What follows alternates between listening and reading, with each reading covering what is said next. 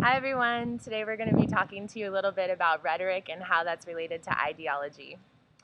So there's a few main points that we want to go over, and those are going to be what ideology is, how that's related to rhetoric, how power functions, what the superstructure and the base is, and then we're going to talk about a mnemonic device to help you remember those things. All right, so let's first talk about what ideology is. If you can remember from class, it's a system that convinces members to participate and not rebel against the social system. It involves two parts, a superstructure and a base. The base is a means of production and a class system, and the base shapes the superstructure. The superstructure, on the other hand, includes things like religion, education, family, politics, the media, and so on. The superstructure maintains and legitimizes the base, and we can also find rhetoric in the superstructure.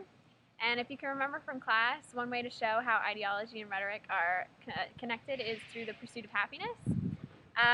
In that movie, we see the main character struggling to find a job and striving to make ends meet and achieve the American dream and provide for his son.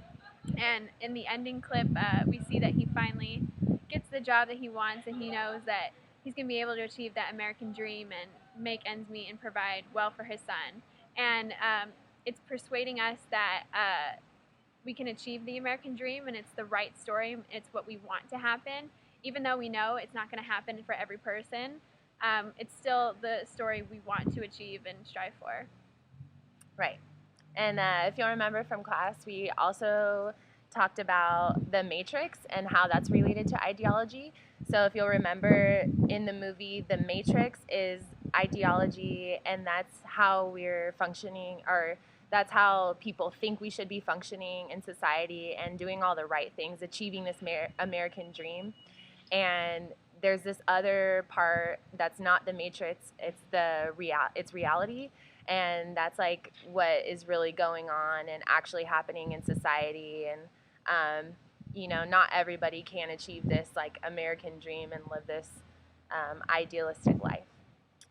So now I'm going to talk to you a little bit about power and how that has to relate and what it has to do with ideology and rhetoric. So you'll remember from class that there's two types of power. The first one is this structure. This is kind of typically how we have thought about power in the past. So we're thinking about things like government and laws that are being enforced on us, police, things like that. And then the other type of power we talked about is this disciplinary power.